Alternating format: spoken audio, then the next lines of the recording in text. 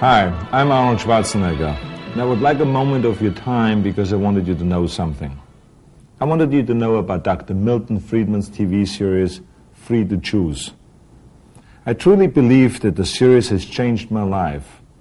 And when you have such a powerful experience as that, I think you shouldn't keep it to yourself, so I wanted to share it with you. Being free to choose for me means being free to make your own decisions, free to live your own life, pursue your own goals, chase your own rainbow, without the government breathing down on your neck or standing on your shoes.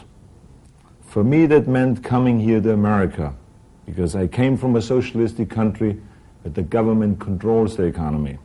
It's a place where you can hear 18-year-old kids already talking about their pension. But me, I wanted more. I wanted to be the best. Individualism like that is incompatible with socialism. So I felt I had to come to America. I had no money in my pocket, but here I had the freedom to get it. I've been able to parlay my big muscles into big business and a big movie career. And along the way, I was able to save and invest. And I watched America change. And I noticed this, that the more the government interfered and intervened and inserted itself into the free market, the worse the country did. But when the government stepped back and let the free enterprise system do its work, then the better we did, the more robust our economy grew, the better I did, and the better my business grew, and the more I was able to hire and help others. Okay. So there I was in Palm Springs, waiting for Maria to get ready so we could go out for a game of mixed doubles. I started zipping through the television dial, and I caught a glimpse of Nobel Prize winner economist Dr. Milton Friedman. I recognized him from the studying of my own degree in economics and business, but I didn't know I was watching Free to Choose. It knocked me out. Dr. Friedman expressed, validated, and explained everything I ever thought or experienced or observed about the way the economy works. And I guess I was really ready to hear it. He said, the economic race should not be arranged so that everyone ends at the finish line at the same time, but so that everyone starts at the starting line at the same time. Wow. I would like to write that one home to Austria. He said that society that puts equality before freedom winds up with neither. But that society puts freedom before equality will end up with a great measure of both. Boy, if I would have come up with that one myself, I maybe wouldn't have had to get into bodybuilding. When I did beef up my bodybuilding in business school, of course I studied what Thomas Jefferson believed, and what Adam Smith thought, and even what Milton Friedman had to say. But with Free to Choose, it all came together. Their economic thought with my own personal experience. In a way, I felt I'd come home. I sought out Dr. Friedman and had the great pleasure and privilege of meeting him and his economist wife, Rose. And we've all become friends, and now I call him Milton. And that became a big pain in the neck about Free to Choose. All my friends and acquaintances got the tapes and the books for Christmas after Christmas, all the way through the Reagan years when I was able to tell them all, you see, Milton is right. And I think it's crucial that we all keep moving in the same direction, away from socialism and towards greater freedom and opportunity. That's why I'm so excited that Milton Friedman is updating Free to Choose, bringing it into the 90s by discussing how to deal with the drug disaster, the Japan phenomenon, and of course, the miserable failure of communism. Oh, by the way, there are plans now to translate Free to Choose into the languages of the Soviet Union and Eastern Europe. And you know, they really need it to guide them through as they take the first walk into freedom. But we need it too. I recommend you the new TV series Free to Choose and encourage you to walk into the 21st century in freedom, in opportunity, and in success. With Dr. Milton Friedman. Thanks for listening. Human and political freedom has never existed and cannot exist without a large measure of economic freedom. Freedom is making choices. What's best for me? What do I want to do? We all want to be free to choose. No government official is telling these people what to do. Parental control, parents choosing the teacher, parents monitoring the schooling. Free to live your own life, pursue your own goals, chase your own rainbow, without the government breathing down on your neck or standing on your shoes.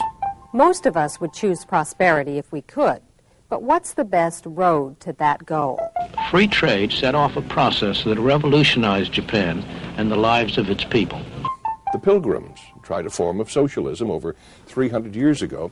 Unfortunately for their fair-minded plans, they prospered only after they were allowed to keep for themselves all the food they grew. Who says economic institutions don't matter? We may dream of a perfect world, but we all know that's not possible. Hong Kong is very far from utopia. Life is unfair. There's nothing fair about one man being born blind and another man being born with sight. I do not know any exception to the proposition that if you compare like with like, the freer the system, the better off the ordinary poor people have been. Dr. Friedman has spent a lifetime studying freedom and prosperity. To him, the lessons of history are clear. People are better off making their own choices, better off not relying on government. Free to choose is a survival kit for you and for liberty. It's a gorgeous morning around the New York metropolitan area. Skies are sunny now. A little bit of cloudiness over the eastern end of Long Island, a patchy fog out there. Boy, we've got some lovely weather to talk about, and I think I promised you this back at the beginning of the week. Once, all this was a swamp, covered with forests. And that's what essentially is The Canarsie Indians who lived here traded the 22 square miles of soggy Manhattan Island to the Dutch for $24 worth of cloth and trinkets. The newcomers founded a city, New Amsterdam, at the edge of an empty continent. In the years that followed, it proved a magnet for millions of people from across the Atlantic, people who were driven by fear and poverty, who were attracted by the promise of freedom and plenty. They fanned out over the continent and built a new nation with their sweat, their enterprise, and their vision of a better future. For the first time in their lives, many were truly free to pursue their own objectives. That freedom released the human energies which created the United States. For the immigrants who were welcomed by this statue, America was truly a land of opportunity.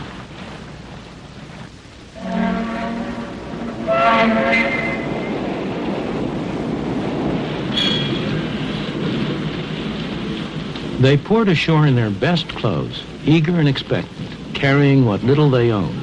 They were poor, but they all had a great deal of hope.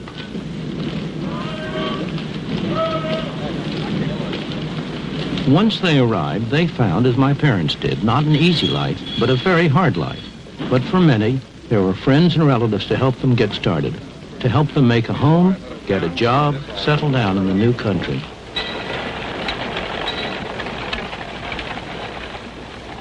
There were many rewards for hard work, enterprise, and ability. Life was hard, but opportunity was real. There were few government programs to turn to, and nobody expected them. But also, there were few rules and regulations. There were no licenses, no permits, no red tape to restrict them. They found, in fact, a free market, and most of them thrived on it. Many people still come to the United States driven by the same pressures and attracted by the same promise. You can find them in places like this. It's Chinatown in New York, one of the centers of the garment industry, a place where hundreds of thousands of newcomers have had their first taste of life in the new country. The people who live and work here are like the early settlers. They want to better their lot, and they're prepared to work hard to do so. Although I haven't often been in factories like this, it's all very familiar to me, because this is exactly the same kind of a factory that my mother worked in when she came to this country for the first time at the age of 14, almost 90 years ago. And if there had not been factories like this here then, at which she could have started to work and earned a little money, she wouldn't have been able to come. And if I existed at all, I'd be a Russian or a Hungarian today instead of American. Of course, she didn't stay here a long time. She stayed here while she learned the language, while she developed some feeling for the country, and gradually she was able to make a better life for herself. Similarly, the people who are here now, they are like my mother, mostly immigrants from a distant country. They came here because they liked it here better and had more opportunities. A place like this gives them a chance to get started. They're not going to stay here very long or forever. On the contrary, they and their children will make a better life for themselves as they take advantage of the opportunities that a free market provides to them. The irony is that this place violates many of the standards that we now regard as every worker's right. It's poorly ventilated, it's overcrowded, the workers accept less than the union rate. It breaks every rule in the book. But if it were closed down, who would benefit? Certainly not the people here. Their life may seem pretty tough compared to our own, but that's only because our parents or grandparents went through that stage for us. We've been able to start at a higher point.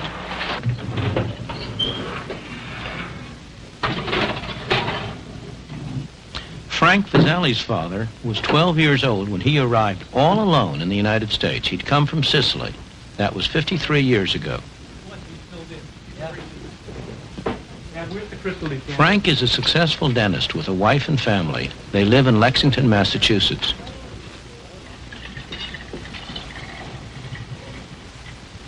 Fine, one bottle fills the whole decanter. There's no doubt in Frank's mind what freedom combined with opportunity meant to his father, and then to him, or what his Italian grandparents would think if they could see how he lives now. They would not believe what they would see, that a person could immigrate from a small island and make such success out of their life, because to them they were mostly related to the fields, working in the field as a peasant. My father came over, he made something for himself, and then he tried to build a family structure. Whatever he did was for his family. It was for a better life for his family. And I can always remember him telling me that, number one thing in life is you should get an education to become a professional person.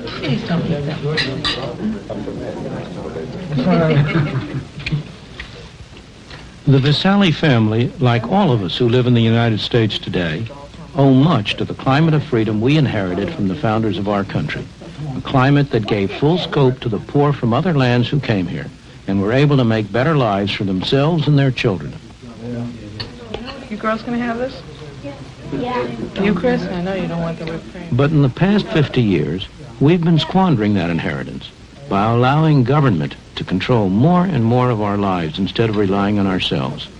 We need to rediscover the old truths that the immigrants knew in their bones, what economic freedom is and the role it plays in preserving personal freedom.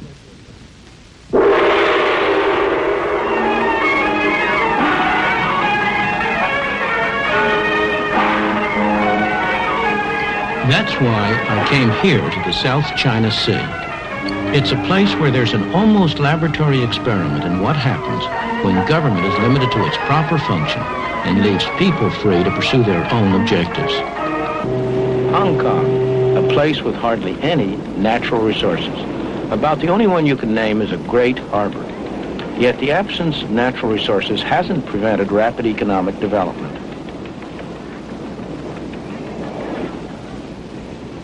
Ships from all nations come here to trade because there are no duties, no tariffs on imports or exports.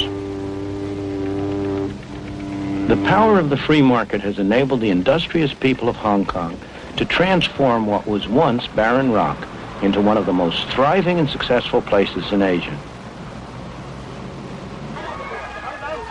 Like America a century ago, Hong Kong in the past few decades has been a haven for people who sought the freedom to make the most of their own abilities. Many of them are refugees from countries that don't allow the economic and political freedom that's taken for granted in Hong Kong. Despite rapid population growth, despite the lack of natural resources, the standard of living is one of the highest in all of Asia. People work hard, but Hong Kong's success is not based on the exploitation of workers. Wages in Hong Kong have gone up fourfold since the war. And that's after allowing for inflation. The workers are free to work what hours they choose, free to move to other jobs if they wish. The market gives them that choice. You can be sure that somebody somewhere is willing to pay for these cheap plastic toys. Otherwise, they simply wouldn't be made.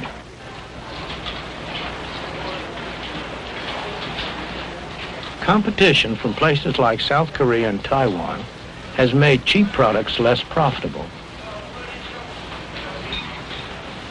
So Hong Kong businessmen have been adapting.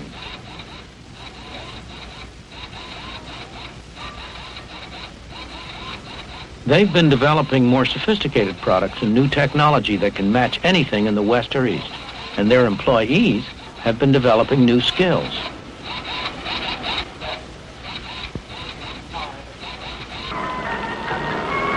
It's the ordinary people of Hong Kong who benefit from all this effort and enterprise.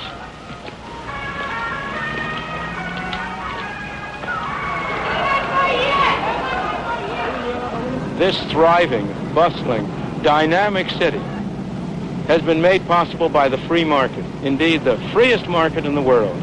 The free market enables people to go into any industry they want, to trade with whomever they want, to buy in the cheapest market around the world, to sell in the dearest market around the world. But, most important of all, if they fail, they bear the cost. If they succeed, they get the benefit. And it's that atmosphere of incentive that has induced them to work, to adjust, to save, to produce a miracle. This miracle hasn't been achieved by government action, by someone sitting in one of those tall buildings telling people what to do. It's been achieved by allowing the market to work.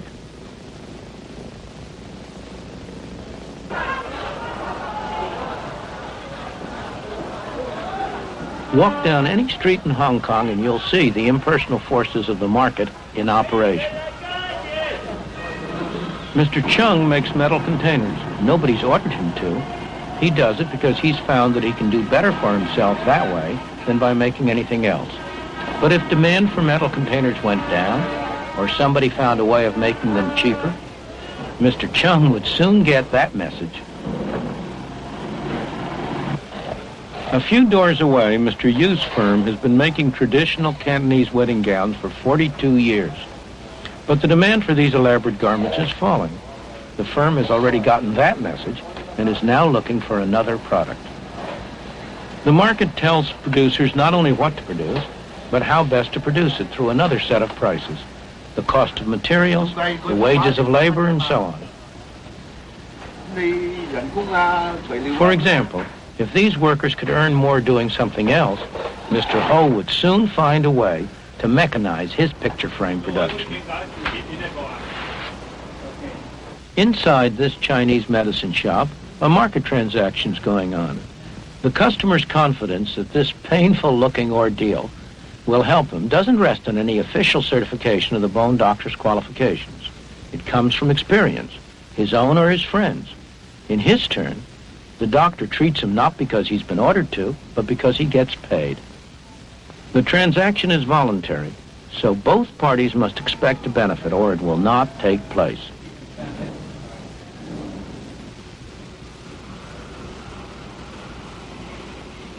Believe it or not, this backyard is the entrance to a factory.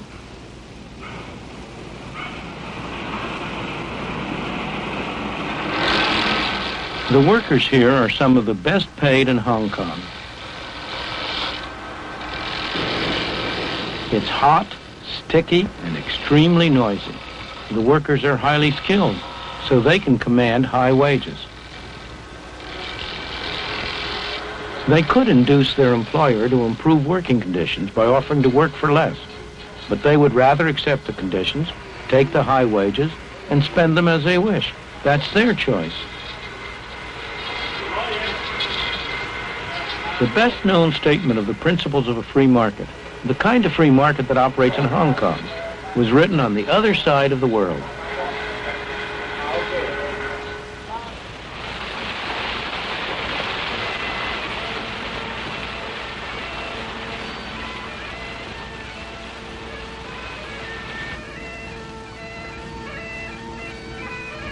200 years ago in Scotland, Adam Smith taught at the University of Glasgow. His brilliant book, The Wealth of Nations, was based on the lectures he gave here. The basic principles underlying the free market, as Adam Smith taught them to his students in this university, are really very simple. Look at this lead pencil. There's not a single person in the world who could make this pencil. Remarkable statement? Not at all. The wood from which it's made, for all I know, comes from a tree that was cut down in the state of Washington. To cut down that tree, it took a saw. To make the saw, it took steel. To make the steel, it took iron ore. This black center, we call it lead, but it's really graphite, compressed graphite. I'm not sure where it comes from, but I think it comes from some mines in South America. This red top up here, the eraser, bit of rubber, probably comes from Malaya, where the rubber tree isn't even native. It was imported from South America by some businessmen with the help of the British government. This brass ferrule, I haven't the slightest idea where it came from, or the yellow paint, or the paint that made the black lines, or the glue that holds it together. Literally thousands of people cooperated to make this pencil. People who don't speak the same language, who practice different religions, who might hate one another if they ever met. When you go down to the store and buy this pencil, you are in effect trading a few minutes of your time for a few seconds of the time of all those thousands of people. What brought them together and induced them to cooperate to make this pencil? There was no commissar sending out orders from some central office. It was a magic of the price system, the impersonal operation of prices that brought them together and got them to cooperate to make this pencil so that you could have it for a trifling sum. That is why the operation of the free market is so essential, not only to promote productive efficiency, but even more to foster harmony and peace among the peoples of the world. These people are crossing between two very different societies. This is Lo Wu, the official border crossing point between China and Hong Kong. On this side of the border, people are free not only in the marketplace, but in all their lives. They are free to say what they want, to write what they want, to do pretty much as they please. Not so over there. That is why people in China who cannot get permission to leave go to desperate lengths to escape. They risk their lives in the process. Many lose their lives, but that doesn't keep others from following. Some are attracted by the higher material standard of life in Hong Kong, but more by the natural human desire to be free. The people who get official permission to leave China are fortunate. They're going to be able to enjoy the benefits of the economic freedom they'll find in Hong Kong. But more important, that will give them a much wider freedom.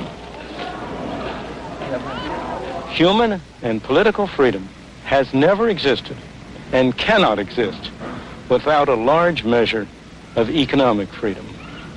Those of us who have been so fortunate as to have been born in a free society tend to take freedom for granted, to regard it as a natural state of mankind. It is not. It is a rare and precious thing. Most people throughout history, most people today, have lived in conditions of tyranny and misery, not of freedom and prosperity. The clearest demonstration of how much people value freedom is the way they vote with their feet when they have no other way to vote. Hong Kong is very far from utopia. It has its slums, its crime, its desperately poor people.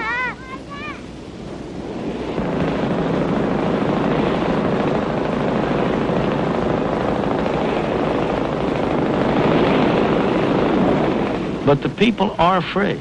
That's, after all, why so many of them have come here, despite having to live in leaky houseboats in one of Hong Kong's many small harbors. Here, they have the freedom and the opportunity to better themselves, to improve their lot, and many succeed. There is an enormous amount of poverty in the world everywhere. There is no system that's perfect. There's no system that's going to eliminate completely poverty, in whatever sense. The question is, which system has the greatest chance? Which is the best arrangement for enabling poor people to improve their lot? And on that, the evidence of history speaks with a single voice. I do not know any exception to the proposition that if you compare like with like, the freer the system, the better off the ordinary poor people have been. Ask yourself what it is that assures these garment workers in Hong Kong a good wage. Not high by Western standards, but high enough to enable them to live far better than most people in the world. It's not government or trade unions that do it. These workers do well because there's competition for their labor and skills.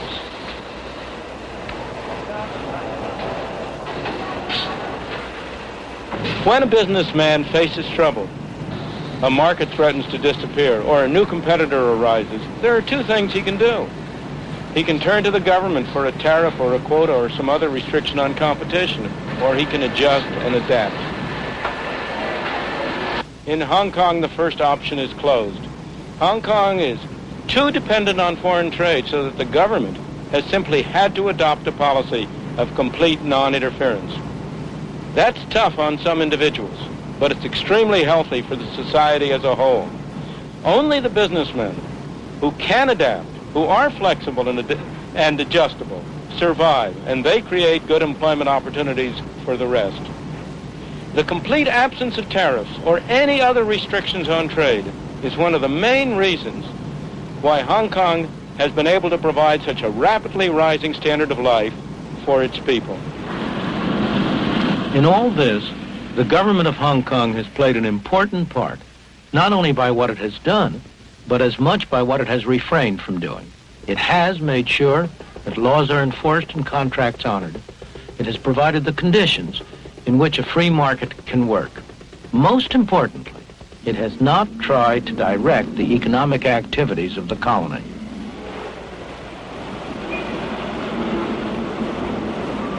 No government official is telling these people what to do.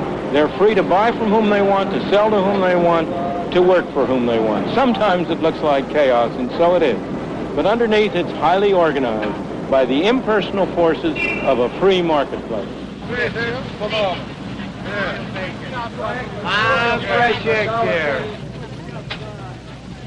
The impersonal forces of a free marketplace at work, back here in the United States. Hey, 2 broccoli, $1.25. Prices are the key. The prices that people are willing to pay for products determines what's produced.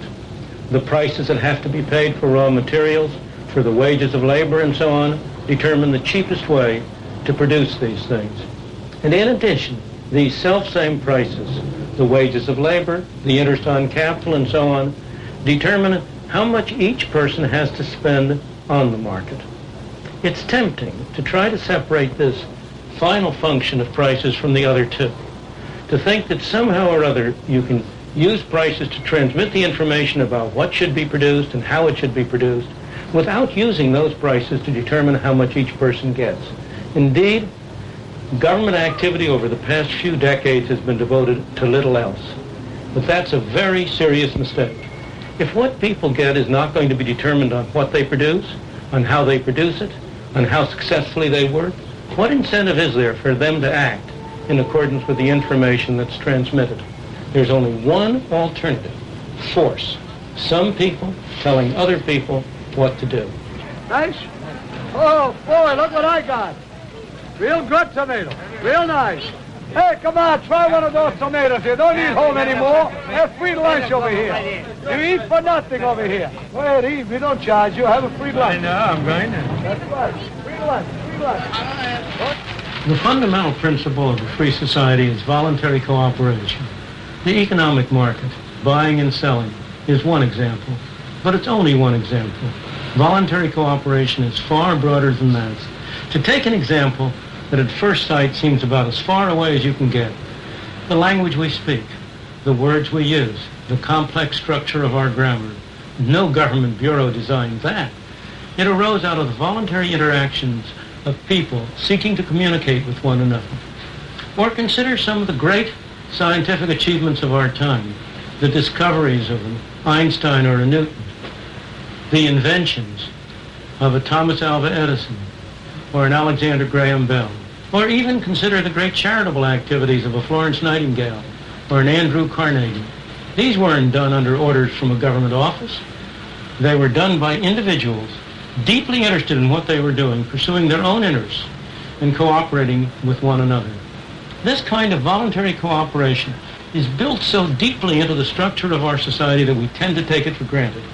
Yet the whole of our Western civilization is the unintended consequence of that kind of a voluntary cooperation, of people cooperating with one another to pursue their own interests, yet in the process building a great society.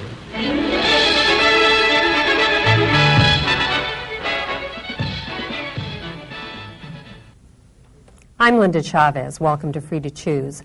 Joining Dr. Friedman in a discussion of the power of the market are David Brooks of the Wall Street Journal and James Galbraith of the University of Texas at Austin. Dr. Galbraith, should we follow the example of Hong Kong and simply allow an unregulated free market? I think we do better in this country with the combination of a free market and its advantages and a well-regulated, carefully thought-out structure of government, which provides a chance to pick up some of the losers from the market process and give them a second start, provides us with a chance to make the economic process a little safer, a little healthier, a little more environmentally sound and protective than you might get from a strict adherence to the free market, such as Professor Friedman has described in the case of Hong Kong. Dr. Friedman, is there any such thing as a well-regulated market? No. He's begging the question. Obviously, he's right. If you could have a well-regulated, carefully thought-out, properly done market, benevolent dictatorship is the best of all forms of government. Oh, I don't agree with that at all. Neither do Constitutional democracy is the best of all forms of government. No, constitutional democracy is the least bad of all forms of government. But you beg all the questions when you talk about well-regulated, carefully thought out. If you look at the actual programs that government follows, they almost always have effects that are the opposite of those that were intended by their well-meaning advocates. Let me tell you what troubles me. I'll tell you something. Matching the invisible hand of government is the invisible hand of the market is the invisible foot of government. You make the point in the program that in every case where you have a smaller role of government, a freer market, you have a higher standard of living. The same point. I didn't say that. At the same. I didn't say that. I said you have better conditions for the poorer people. Better conditions. Okay, better conditions for the poorer people. Fine, I'll accept that. At the same time, you're making the argument in the program that the conditions in Hong Kong are better, for example, than they are in the United States, which is manifestly not true. I mean, we do have. You are making the argument. You're making the argument that Hong Kong is more free than we are. It is more free. Does it then follow that the conditions for poor people in Hong Kong are better than they are in the United States? We have to. That I don't believe to be true. I said in there where you compare like with like. Well, okay. Well, this is an important qualification, which isn't clear in the program. Obviously, started out from a much lower position. If I were to compare Hong Kong, conditions in Hong Kong in 1945 or 1950 with conditions in the United States in 1820, 1830, you'd have a much closer comparison. But are you then saying, a position which I would find much more congenial, that where you have a country which has developed a base of material wealth, a degree of comfort for the average citizen, that it is then legitimate for the government of that country to step in and provide some guarantees and some security for poor people and old people and sick people? I'm not saying that at all. But why not? What's wrong with that as a Because every time they step in to try to do that, they end up doing the opposite. Well, this discussion takes up or reflects a feature of the program that I found to to be most troubling, which is a failure to make a distinction between governments of the kind that we have developed in this country over 200 years and governments of the kind that you described in the People's Republic of China. It's perfectly clear that one can have, and many countries do have, the curse of repressive dictatorships. It's also perfectly clear that an economy that's organized by commissars is going to fail, and we certainly have seen laid out before us over the last several years the ashes of those failed economies. But is it possible to take the example of the Soviet Union, of Poland, of Hungary, and to say because their governments, which were after all dictatorships modeled after the system of government installed in the Soviet Union by Stalin, are in fact parallel to the actions of our government, which is a government which operates on many different federal levels, and where fundamentally what you have is the ability of the ordinary citizen whose power is not weighted by the amount of money he has or she has to use the vote in order to make some collective decisions. Now, granted, there are 3,400 pages in the Clean Air Act. What is a citizen in there? Granted, after 10 years of Reagan's Washington, you've got a problem a serious problem of corruption in our democratic system. Does that mean that we should abandon the idea that you have a democratic process that should be entrusted with certain important decisions? I don't think so. You don't have a democratic process in the sense in which you mean it. We have a democracy. We have a majority rule. But the majority that rules is a collection of minorities. It's a collection of special interests. You cannot tell me that the consumers of this country would vote for a sugar quota that makes the price of sugar 3 times the world price. When you say you can't compare it to Russia, you're quite right, but only because they are 100% and we're 50%.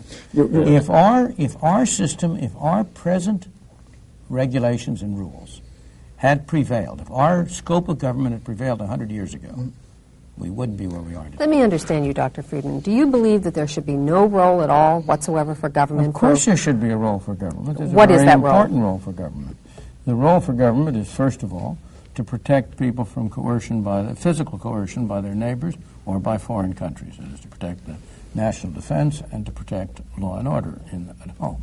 There's a role for government in enabling us to have a mechanism whereby we decide on the rules by which we want to run, how we define private property, what we mean by private property. There's a role for government in adjudicating disputes between us. There is a role for government, a very important role. And I believe our government played that role quite well for about 100 years, until the Great Depression. I'd go a little further. I think there is a health and safety role as well. The problem is you have to keep your regulations simple and minimal. You have to realize that there are costs, and often the costs outweigh the benefits. In fact, in Washington, there are interests who want to divert costs to themselves. So there's sort of a built-in structure, a dynamic, to make costs outweigh the benefits. Well, we're making progress here. I would add that there's a role, the government has a role to protect the environment. I would say the government has a role to set standards for products in areas where information is very costly for the individual consumer to obtain. I like very much the fact that the steaks that dentist was eating were inspected by the USDA. Their purity was guaranteed by a rather well-functioning aspect of our government. Go ahead. On the other hand, you've got the FDA, which has these long delays, 10 years to get a drug approved. So the effect is that you have to be a big drug company to get any kind of, to enter the market, and you basically you're closing off the market. On the other hand, you've had a set of regulations which have disappeared without any well-justified regrets. For example, the regulations that govern the entry into interstate trucking, the regulations that govern entry and rates in airlines. Incidentally, that was done under the Reagan administration. No. Those reforms were done under the Carter administration. They were started under the Carter administration. They were, and completed under the Reagan. Oh, they were not. They were stalled under the Reagan administration. It doesn't really matter. No, it does matter a great deal. The question of who favors these things and on what merits. But there's no doubt that Carter did the heavy lifting on deregulation. Thank you. But in any event, I'm not trying to defend one political party or another. As David says, a major enemy of a free market is a business interest. The business community is a major enemy. And the problem in the society is to have the public at large understand the importance of free markets so as to protect themselves against the depredations of the business community with their tariffs, their quotas, their special provisions, and so on. But if you come to all of these good things that society is supposed to do, you have to look at how many of them have been perverse in their influences and their effect. You mentioned the FDA, and that's a very important case because that's caused tens of thousands of lives over the course of time because of the the evidence has been. Go ahead. I mean, you can start with the AIDS virus, where the FDA tries again. Recently, there have been reforms, but they were very slow to let people, even people who knew they were going to die and were going to die without any drug, to try experimental drugs. Let me ask another question. You'd have to establish that those experimental drugs would have, in fact, saved their lives. They couldn't have done worse. They were going to die. Let me give you another hypothetical. What if you have a social need, say a disease which is very lethal but affects very few people, and you don't have a company who has an interest because it's not going to make very much money, there's not a large market for the good to produce a drug. Does the government have any role there to step in to try and stimulate certain social purposes? It's hard for me to imagine. I can't imagine how the government would in the first place. But in any event, you must realize that government isn't the only recourse. Yeah. The great period, when were the non-profit hospitals of the United States founded? Almost all of them were in the 19th century during the heyday of laissez-faire.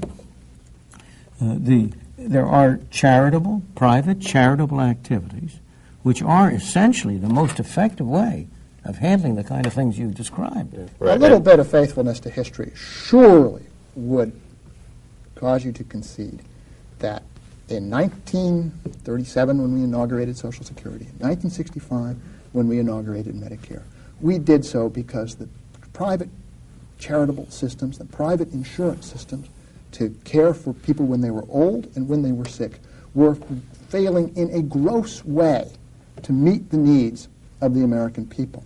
And those programs, which are government programs, have at least had the virtue of extending the access to health care and extending income security when you're old to a very, very large part of the population that never had it before. And I would argue, too, that in addition to the regulatory functions and the judicial functions that we certainly agree on, that there is in a rich society which can afford to take care of people who fall out of the market process, who aren't lucky or gifted or fortunate in their economic lives, to take care of those people when they are old and when they're sick. But what about the extent to which the same society that you describe, the same logic that you describe, makes them poor? What about the minimum wage, which prevents many people from getting employment? What about the rent controls which destroy housing in the cities? And you're trying to look at... I'm beginning to switch over. You can point to the minimum wage, which everybody agrees increases unemployment, among the poor especially. But what about the environment?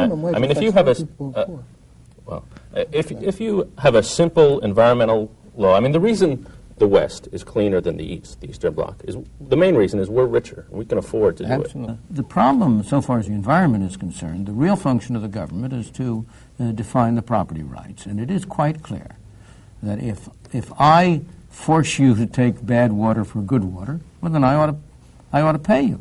I'm not quarreling with that. But if you look at the actual environmental measures that government takes, they often have harmful effects and not positive effects. The new clean air bill that has just been passed, for example, is going to cost an enormous amount of money. Well, nobody knows how much. That's one of the principle, of course, your argument is one which many economists are sympathetic to, and I have some sympathy for it.